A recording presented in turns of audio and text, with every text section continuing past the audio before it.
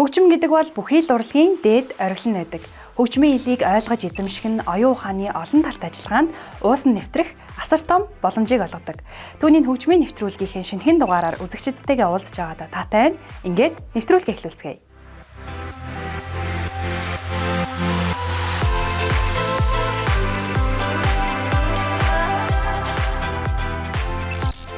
Түүний хөгжмийн нэвтрүүлгийн өнөөдрийн дугаарт Selena Gomez-ийн шин цомог болон түүний эргэн тойронд өрнөж байгаа X-ийн тухай сонирхож байна. Монгол болох гэж буй хамтлаг дуучдын тоглолтын мэдээллээс. Ёчин Парма, продюсер Их мөнхийн хамтаар. Дууны түүх болонгаар дуучин Саран Туяагийн хин юм бэ? Нэвтрүүлгийн төгсгөлд энэ 7 хоногийн шилбэг 10 дууны жигсаалтаас хүлээн аваарай. Нэвтрүүлгийн эхэнд гадаад болон дотоодын хөгжмийн ертөнцид болж өрнөсөн мэдээллүүдийг танилцуулъя. Өргөж явах хугацаанд олныг шуугуулж байсан Justin Bieber болон Selena Gomez нар салаад хэдийнэ 5 жил өнгөрсөн байна. Гэсэн хэдий ч шүтэн бишрэгт нь тэднийг холбож ярьсан хэвээр яг юу болоод байгааг хамтдаа сонирхцгаая. It feels like you don't care. Why don't you recognize I'm Дуучин жүжигчин Selena Gomez сүүлийн жилүүдэд жүжигчний карьертаа түлхүү анхаарал хандуулж давхар өөрийн үүсгэн байгуулсан Rare Beauty хэмээх косметикийн брэндээ хөгжүүлэн хөгжмийн ертөнцөөс төр завсарлага аваад байсан. Тэгвэл өнгөрсөн сард тэрээр Scared of Loving You нэртэй шин дуугаа YouTube платформ дээр гинтхэн цацаж шинэхэн цомгийнхоо зарыг сонсогч фэнүүдтэй дуулгаж байсан бол энэ сарын буюу 3 дугаар сарын 21-ний өдөр дуучин бүсгүй өөрийн сүт залуу болох Benny Blanco-той хамтран I Said I Love You First нэртэй цомгоо цацлаа. Харин түүний цомог цацагдсан даруй дуунуудын үг утга агуулгах нь түүний экс найз залуу болох Justin Bieber болон түүний одоогийн эхнэр Hailey Bieber-т зориулагджээ гэж сонсогч фэнүүд нь шүүгэж байна. Үүнтэй зэрэгцээд Justin Bieber-ийн Instagram дээр оруулсан уучлалын тухай сүүлийн сторийг Selena-д зориулгүй гэсэн хардлагч бас хөвөрсөөр байна. Яасан ч дуустдаггүй ээдрээтэй амьдрал вэ дээ. Тийм, нэмж дуртахад уг цомогт багтсан дуунуудын 70-аас 80%-ийг Blanco-гийн гэрт нь авсан гэсэн шүү.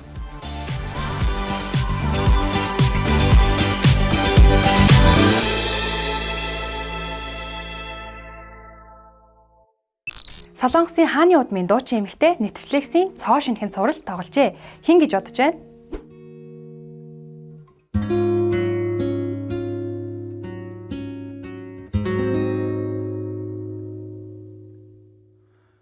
Өмнөд Солонгосын алдарт дуучин Аюугийн гол дүртэн тоглосон Netflix-ийн уянгын цуврал болох One Life Gives You Tangerines яг одоо дэлхийн нийтийг байлдан дагуулж байна. Тус цуврал нь 3 дугаар сарын 7-ны өдөр 190 гаруй улсад нэгэн зэрэг цацагдсны дараа интернет кино мэдээллийн санд 9 оноо авсан бөгөөд Flix Patrol сайтад дэлхийн ТV шоуны ангилалт 6 дугаар байранд бичигджээ. Уг цувралын ихэнх хэсгийг Солонгосын Чежу арал дээр авсан бөгөөд киноны дуулаанаар Чежу арлыг зоригсдын тоо ихээр нэмэгдсэн сурагтай. Дуучин бүсгийн тухай товчхон дурдвал түүний жинхэнэ нэрийг Iji In гэдэг. 1993 оны 5 дугаар сарын 16-ны өдөр Сөүл хотноо мэндэлсэн ба Солонгосын хааны удмын Jinju Ovgих гэдгээр нь хүмүүс сайн мэднэ. Бага байхаас нь түүний гэр бүл санхүүгийн хувьд хэцүү нөхцөлд байсан хэдий ч дуучин болох агуу хүсэл мөрөөдөлтөд хөтлөгдөж 20 гаруй шалгаруултанд орсон ч тэнцсэнгүй. Гэхдээ тэрээр бууж өгөлгүй 2007 онд Loin Entertainment компанитай гэрээ байгуулж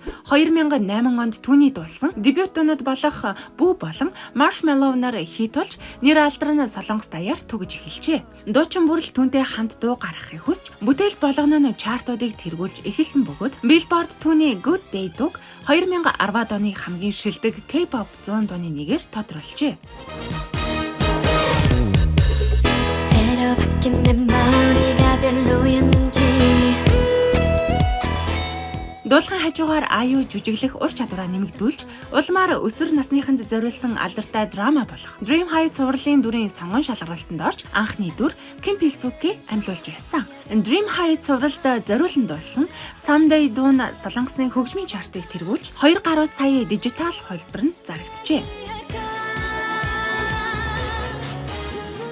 Аюу нийгэмд чиглэсэн олонний сайн үйлсийн аян хийдгээрээ алдартай. Тэрбээр 2015 онд 100 мянган Америк долларыг хүүхдийн сайн үйлс тандивлаж сурч байсан ахлах сургуулийнхаа сурагчдаа коллежийн тэтгэлэг олгодог.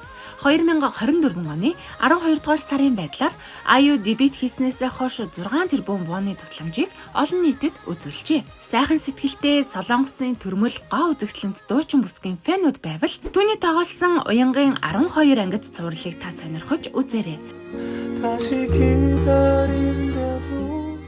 Тийм нулимсаа арчих цаасаа дэрэгдээ авахаа бүү мартаарай.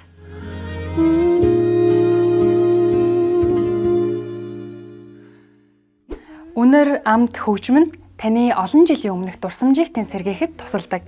Магадгүй та их нэртэйгээ танилцсан тэр нэгэн цастай өдрийг ч юм уу, аль эсвэл анхны хайртаа хаягдсан тэр нэг бороотой өдрийг тань сануулхад дуу хөгжим маш хүчтэй нөлөө үзүүлдэг гэдэгтээ санал нийлэх баха гэж бодож байна.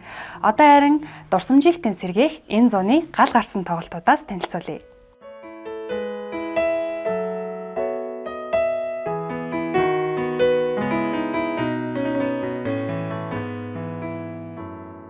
Монголын анх дахь бойбанд хамтлагуудын нэг.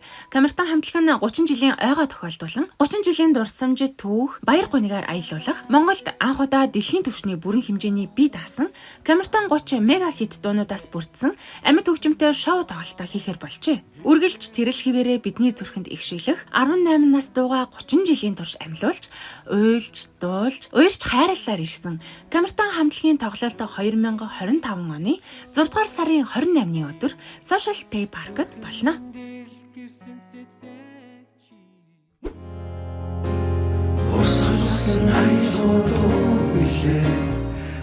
Сүүлчийн цас анхны борооч орж магадгүй тэрэл өдөр төгсөлтийн баяр анд нөхдийн уулзалтуудтай зэрэгцээд Guys хамтлаг нь анхны задгаа талбайн бие даасан бүрэн хэмжээний тоглолтоо хүргэхээр боллоо. Guys хамтлагийн 28 жилийн турш хийж бүтээсэн бүх цаг үеийн супер хит 35 дуу амьд хөгжмийн найруулга тусгаалan бэлдсэн үзүүлбэрээр сонсогчдтойгоо уулзнаа.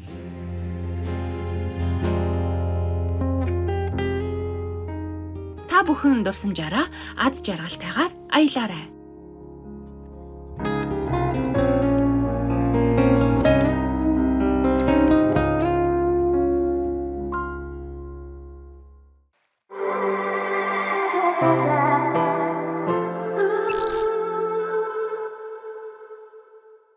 Яочи хөгжим нь Жавхтаст цогцлоор хөгжмийн зэмсэг бөгөөд анх Төв Азад дэлгэрч байжээ. Орчин цагт Яочи хөгжмийг түгээн дэлгэрүүлээ зогсохгүй хоёрч цомгийн ард амжилттай гарчсан яваа залуу хөгжимчин Паган болон продюсер Инх Мөхийг өнөөдрийн дугаартаа онцолж байна.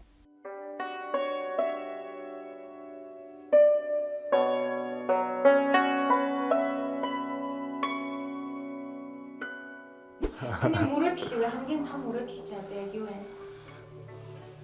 Би одоо яг мөрөөдлөө яг биелүүлэл явж байна гэхгүй юу. За Намакуш гэдэг би Idol Records-ийг үүсгэн байгуулагч байна. За манай Records ерөнхийдөө оригинал уран бүтээлийг гаргах зорилготойгоор Монгол артистуудыг илүү дан хөгжмийн болон мэрэгжлийн уран бүтээлчдийг дэмжиж гаргаж ирэх тийм зорилготой байдаг. Сайн бацхан уу, намайг Пагма гэдэг. Өөрийнхөө яг урлагийн ингээд замналаа яриг гэвэл 2006 оноос Монголын хүүхдийн ордны Яочин дууны дугуйланд явж эхэлсэн 1-р ангиасаа 10 жилээ төгсөөд тэгээд Хүжин коллежид 2012 онд элсэж ороод 2017 онд төгсөөд Францын Страсбургийн их сургуульд Яочин болоод цимбал гэдэг хөгжмөр магистрийн зэрэгээ хамгаалсан. Тэгээд яг одоогоор бол би Айдуугийн одоо шинэ артист. Тэгээд Монгол Улсын консерватори Яочин хөгжмийн багш Жонон одоо хамтлагийн хөгжимчнөр ажиллаж байна.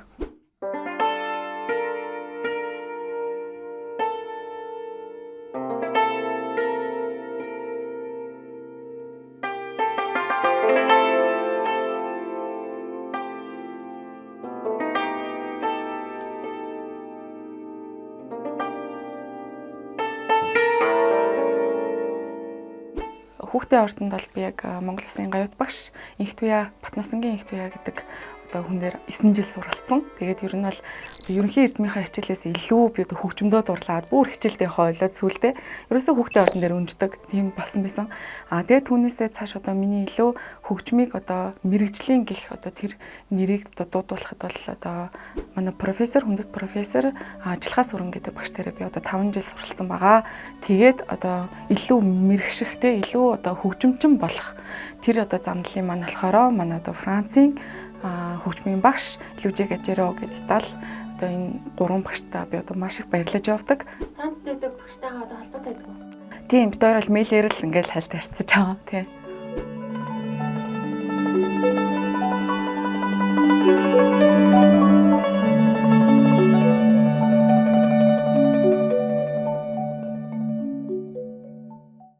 Айдуу рекордстай 2023 оны одоо шарвын уралдаанаас хойш бол хамтарч одоо ингээд ажиллаад яг жилийн дараа миний бие даасан одоо яг Пагма гэдэг миний өөрийн нэртэй цомог гарсан байгаа. Одоо үндэсний бүх хөгжимчтэй оролцдог ийм уралдаан болдог байхгүй. Тэр нь одоо манай артист цензурын төрүүлээд тэгээ Пагма болохоор тэр үед манай артист байгаагүй. Тэгтээ тусгай харинд орж исэн.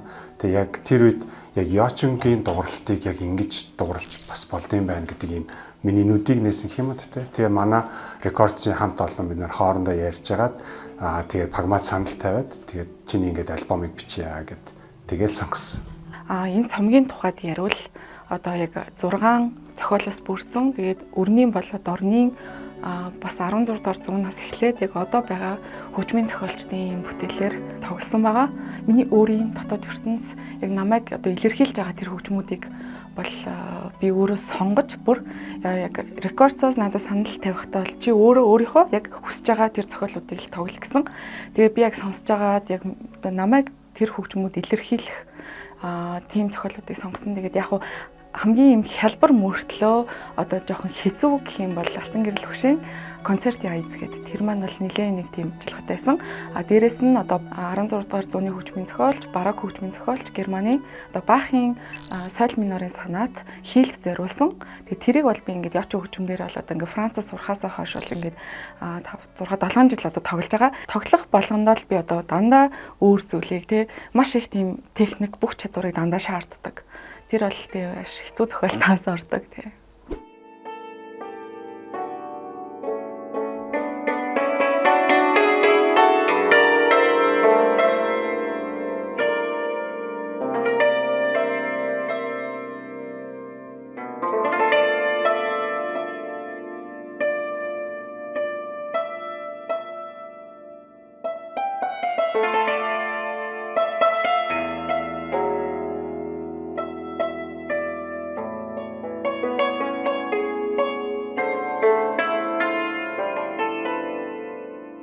Зорилго нь бол яг Йочин зориулсан Монгол бүтээлүүд болон өөрийнх нь ертөнцийг илэрхийлдэг Бах, Джаканчели ч гэдэм үү, Сколвансе ингээд хятадын зохиолч гэдэм үү ингээд маш олон зохиолчдын бүтээлүүдийг гаргасан юм сонгодог төрлийн одоо цомог болсон гэх юм уу те.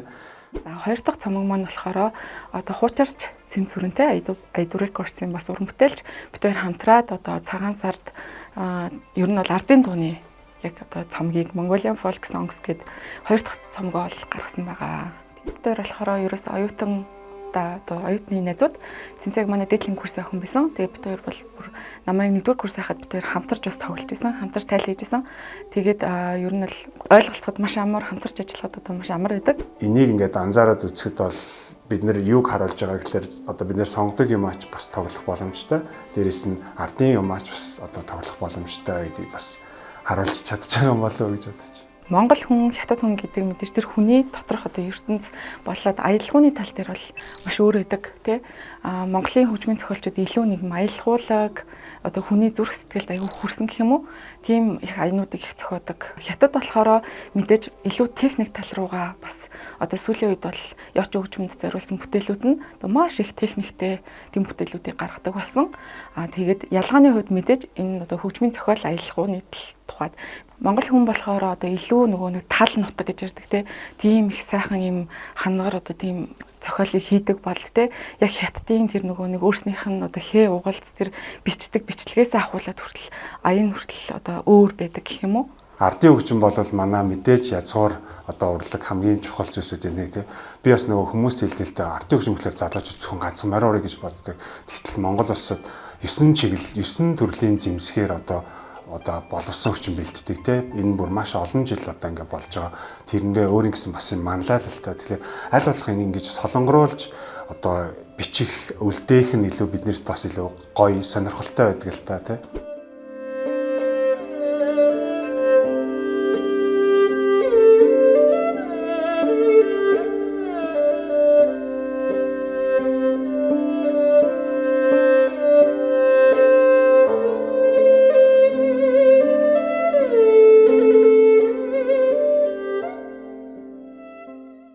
Цамгандаа орсон одоо нууранд туссан сарны гэрэлгээд хятадын одоо хөгжмийн зохиолч Вансегийн зохиосон зохиолыг Йочин болоод маримба буюу завхар хөгжмөнтэй хамтраад одоо анхны клипээ гаргасан.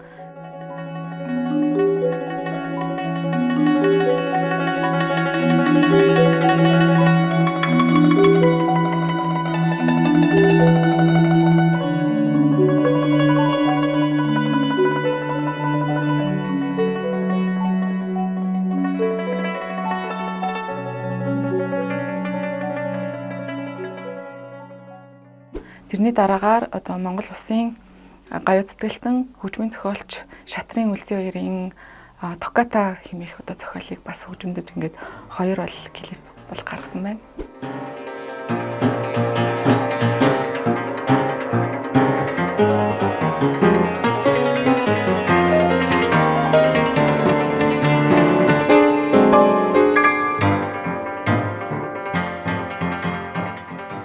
Сонгодог хөгжимд илүү дуртай. Тэгэхээр ер нь бол гадны сонгодог хөгжмийн лейблүүд, рекордсууд ер нь яаж бүтээлүүдийг гаргаж ийн гэдгийг одоо дандаа л харсаар ирсэн. Тэгэхээр тэндээс айгүйх урам зориг жишээ дээр авдаг л та. Тэгэхээр мэдээж Монголд бол Монгол одоо сонгодог хөгжимчтэй бол маш цөөхөн. Гэхдээ бол тэднийг бас ингээд бичимсэн гэж бас боддог. Ер нь бол яач хөгжмийн нүүн ингээд айгүй тачгинсан юм чихэнд бүр ингээд айгүй чанга очдог тийм хөгжим гэж бол ярьдаг. Тэгээд сүүлд би нэг таньдаг хүнтэйг ярьжсэн чинь яач хөгжмийг ингээд яач хөгжмөөр та ингээд хүнийг эморуулж чадчих штэ гэдэгс аахгүй. Тэгээ илүү тэр уянгалаг тал руугаа одоо миний характер гэх юм уу тэр ингээд яач хөгжмийг бол би тоглодог. Мэдээж илүү техниктэй завхар хөгжим болохоор ер нь завхар хөгжмийг одоо бид нар нумт хөгжим шиг удаан хийг бол ингээд маш уянгалаг явахд маш хэцүү байдаг. Тэгэхээр нөгөө одоо бияч хөгжмийн илүү өөр талыг нь одоо ингэж гаргаж ирж харуулж байгаа гэх юм уу те. Рекордсын хувьд бол бид нар за жишээлбэл ганцхан цэнзүрэн дээр ихэд бид нар бараг 4, 5, 6 альбом бичсэн. Сүүлийн 3, 4 жилийн хугацаанд те. Born Retro бол 2 нэг төслийнх нь нэг те цэнзүрэнтэй болон одоо бусад олон уран бүтээлчдүүдийг оруулж ирсэн тийм төсөлтэй. Энэ маань илүү лаборатори, хагас судалгааны төсөл те. Судлаачдын ингээд багтай хамтраад би өөрөө судалгаа хийгээд тэгээ дуунуудаа судалдаг ийм одоо төсөлтэй. Тэгээ тэр үзэл санаанд нь нэгдсэн тэр уран бүтээлчдийг манай ингээд бүтээл дотор орж хамтарч хөгжим зохиогооч гэж одоо хэлдэг байхгүй.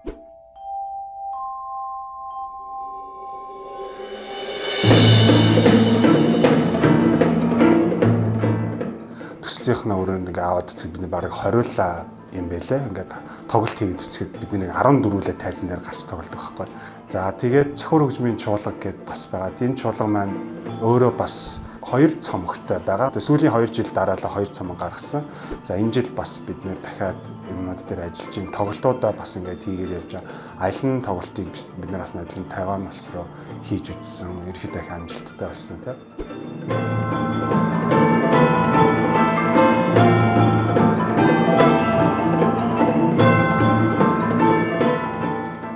За би ингээ Монгол Улсын консерваторид ажиллаад одоо 2 дахь жил болж байна. Тэгээд ер нь энэ багш гэдэг мэрэгжил маш юм сайхан мэрэгжил юм байна гэдгийг би одоо ингээ ойлгоод тэгээд миний бас зорилго гэх юм уу те маш олон сайхан шавнартай болох тэднийг бас хөгжимд дуртай байлгах яг хөгжим гэдэг зүйл ямар сайхан агуу зүйл тэгээд чиний сэтгэл дотор үрд явж идэг энэ сайхан зүйл гэдгийг одоо зааж сургах гэх юм уу те тэр замын чиглүүлэх үүднээс бол сүүлийн бас зорилго маань бол ингээд багшигаа бас сайн хий гэж бодож байгаа. Тэг мэдээж хөгжимчин хүний хувьд бол өөрийн гэсэн бие даасан тоглолт тэг ахаад CD цомог гэх бүх одоо зүйлүүд дээр ажиллая гэсэн бодолтой.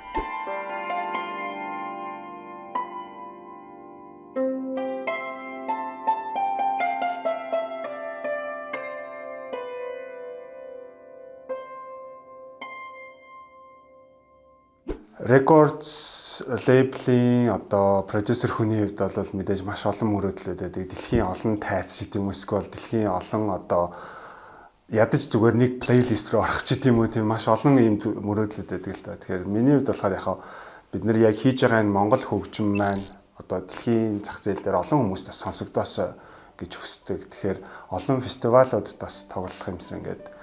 Тэгээд тэрний төлөө бас явж байна да. Гол нь энэ бүтээл маань ингээд 100 жилийн дараа зүгээр одоо хин гэд одоо цензурын гэдэг хүн байсан бэлээ гэдэг тийм яриа биш. Яг тэр ингээд бүтээлүүдийг ингээд сонсох боломжтой байгаасаа гэж хүсэж байна. Тэгэхээр records industry ч өөрөө одоо нэг бараг 100 гаруй жилийн түүхтэй шүү дээ. Тэгэхээр магадгүй дахиад 200 гаруй жилийн түүхийн дараа яг Монгол ийм одоо уран бүтээлч байсан юм а гэдэг тийм уул мөрөглөлтөд хэмтлэл явж байгаа л да.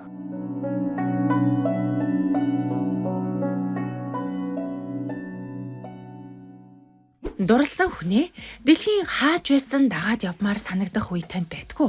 Далдын далдаас намайг дагуулах чи хин бэ гэж тэртех 1995 оноос үе үеийн сонсогчдын чихэнд өдий хүртэл уйж чадсан дуучин Сарантуяагийн чи хин юм бэ дууны түүхээс өнөөдөр хуваалцъя.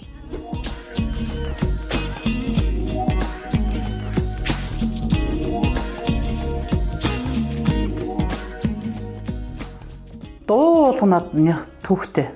Яаж дууснаа санахгүй тийм дуу байдгүй.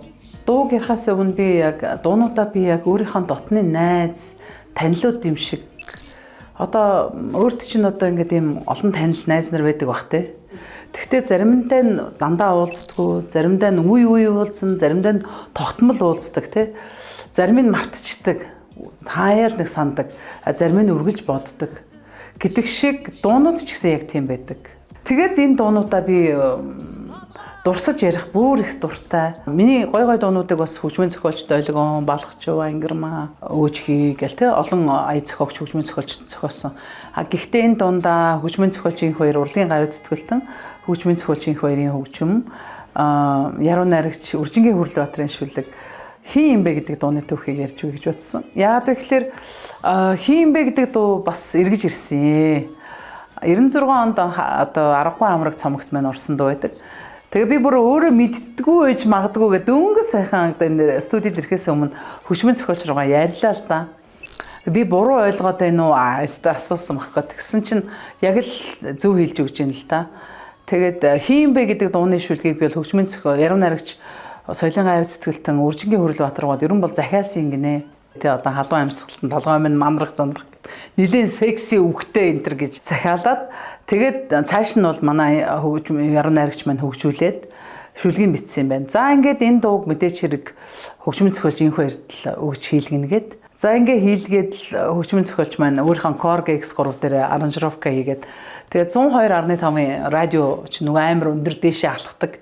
Тэн нөлөө дээшээ алхаж гараад бид нар тэгээд нөгөө Наа инх баяр гэдэг хон хамтлагийн Намсраажийн инх баяр ах маань тэр үед нөгөө FM радиод бичлэг хийдэг байсан. Тэгээд тэр бичлэгэн дээр нь анх орж ирсэн. 95 онд хийм бэ гэдэг чинь анх Монголдо бичүүлж исэн. Демог нь хийж исэн. Тэгээд тэр нь бас FM-аас хөөрхөн явсан. Тэгээд явж исэн чи 96 онд Аргагүй амраг цомогт оруулсан дээр юм байна гэж бодоод оруулсан. Нэг надад шивнэг шиг халуун амьсгалтын толгой минь мандрах шиг сарны тохио намайг дагуулах санаандгүй чимээ хин юм бэ. Тэгээд ерөнхийдөө бол хөгжмийн зохиолчийн маань хийсэн гайдаас нь ер нь зөрөөгүй. Ингээл бадаг дахилт ингээл яг дараалалаар наа. Тэгтээ яг голын соол моол энэ трийг бол өөрчилсөн. Тэг клипгүй тийм байлаа айгуу сонио. Тэгээ энэ хөөхөн 96 оныхоо хөөхөн дууг 95 оныхоо дуу клипжүүлнэ гэд бүр ярьсан байгаа. Би өөрөө бодоод байдаг ус мэхгүй тайзан дээр талын хүүхс салих үнсэг шиг тайзан дээр дуулахтаа би ганцаардах шиг гэдэг чинь нөгөө бид чинь ингээд мөнгө арандаа хөөхтэнгэр инээмсгэл гэж дандаа залуучуудаа ингээд тайзан дээр дуулаадсэн дараа нь нөгөө фонограмны 90 үе ирлээ шүү дээ. Тэсэн чинь фонограм тавьчаал ингээд ганцаараа тайзан дээр гараад тайзан дээр дуулахтаа би ганцаардах шиг гэсэн чинь айгүй амар эвгүй санагдчихсан. Тэр бол айгүй бас үнэн үгтэй тэгээд гоё тэгэл ерөн бас Хөрлөбаатар гоч бас гайхалтай шүлэг бичдэг байсан юм. Ерөн их энгийн одоо нэг тийм яруу найраг хийхэд одоо ингээл заавал ингээл толгой холбоол нэг амар хийдэг штэ тий. Тэгхгүйгээр ерөн бол бас орчин үеийн одоо шоу бизнест одоо рок попын ертөнцид тааруулаад байдаг. Одоо ч гэсэн Хөрлөбаатар гон шүлгийг ингээд дуулахад нэг госрогдсон ч юм уу те нар сар навч намраа цэцэг мэцэг гэж дуулаагүй байгаа байхгүй те. Тэгэхээр бас их тийм этгээд үхтэй байсан юм байна. Тэгэхэд бол бас Улаанбаатар Times сонингийн эрхлэгч мөрлөгч гэдэг уулна айгүй солидны хүн байсан шүү дээ. Манай Хөрлөө ах чинь одоо ч гэсэн айгүй тийм дээлмэлтийг сүртэн шүү дээ. Тэгсэн мөртлөө амнаас нь ингээд дандаа толгоноос надаа юм сахилгагүй бодол төрж идэг. Хайрын бурханч гэдэг юм уу те. Зоргоороо амрагч гэдэг юм. Нэг сонин үг бичдэг. Тэгээд би боддог байхгүй бас их хүн ерөн сэтгэлээрээ залуу байна гэдэг чинь ямар юутай сайхан мэдрэмж вэ.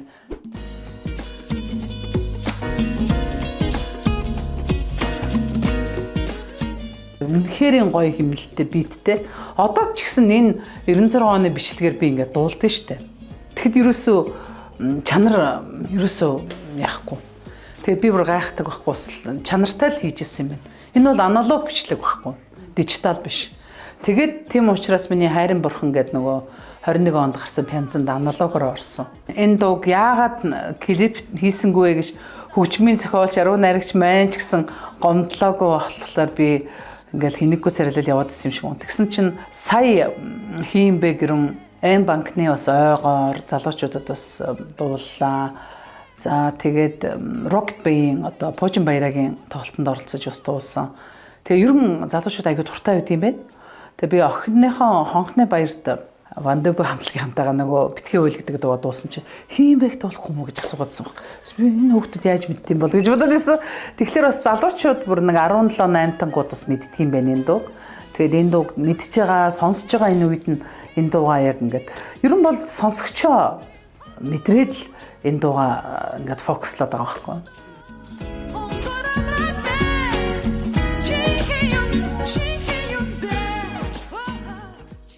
Хит дуунуудаар чихээ баясгах дуртай залуус анхаарлаа нааш хандуулаарай. Хөтлөгч Юка Монголд сүүлийн 7 хоногийн турш хит олж байгаа шилдэг 10 дууны жигсаалтаас танилцуулна.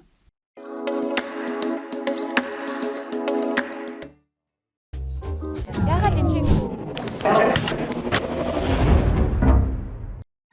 дуу хөгжим, аудио ном, мэдрэмж мэдлэг таны хорооны үзүүрт. Уншуулаа цус. Энэ бол таны орон зай Amazon. Нэмэн залдаа баярлаа. Чартын 10 дугаарт их хотын залуус та бүхэнд тайвшрал мэдрүүлэх Пагма нууран туссан сар.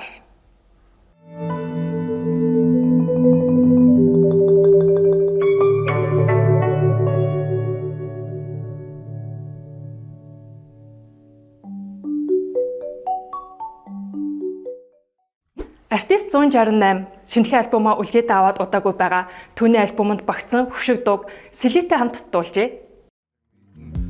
Сүүл ивдэс жавсан юм үзээгүй дөнгөж сэлсэн наалгийн нүдрийг хэлж байжээ. Сая 500 төгрөгөөр сэтгэлээ заасан ажээ.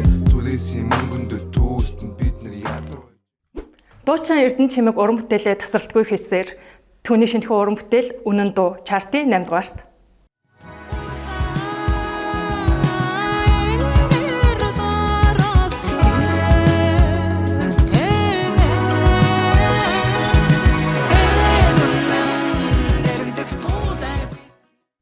Та бидний сайн мэдэх хонимо хамтлаг амьдрал киноны дуу Амьдрал бүсгүй.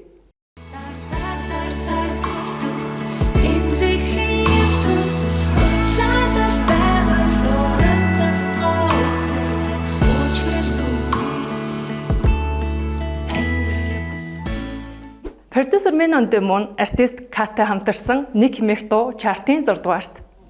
Урдгаа дуугуул хийж ажиж мэтг зугаал амьдрах аялалд ажил зугаал энтэн дээрэл хайгуул дотор бодол их Монгол улсаа дахин байгуул чадаж байвал замчил урд дор дагуул чадахгүй бол хамжиж Байгалийн сайхныг эмэгтэй хүний гоо зөкслөн бишрэн дуусан мойлхон дуу MSC-ийн чартад эргээржээ. Тайлмаа намжиг тавилангийн амсар дэвдүү чирэлдээ арим хөлчүү намрын бүрэндээ танхил хонгор чамрууга нарнаа сүсэж товтолно тавхан Чартын 4-т залуус дунд тесрэлтхийн хит толоод байгаа Минохо Гангбенарын хамтрал Charisma. Зөвхөн надтай сэтгэл зүрхээ хин ч тэгээд хайр юм уу? 내가 웃는 게 아니야. 내가 돕는 게 아니야. Хипхоп урсгалын цоошин хэмнэл рэпер Гинжин We Outside. You know we be ballin'. Every time I switch, I make them bitches on it. Every time I go outside, I'm with my little homies. We 20 deep, SGX, and they all crazy. Гараад баггүй хугацаа өнгөрч байгаа True Miss Sam хамтарсан City Girl тэргүй өгнөнд нэгдэж ирлээ.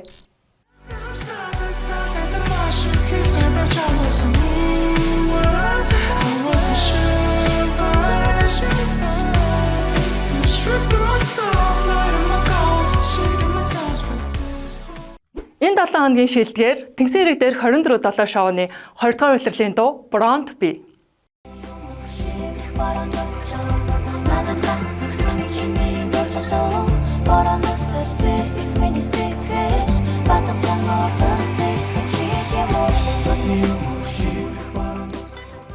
Та бүхэн эдгээр болон бусад 14,000 монгол дууг E-Music аппликейшнаар офлайн гормоор 4 дахин чанартайгаар сонсох боломжтой.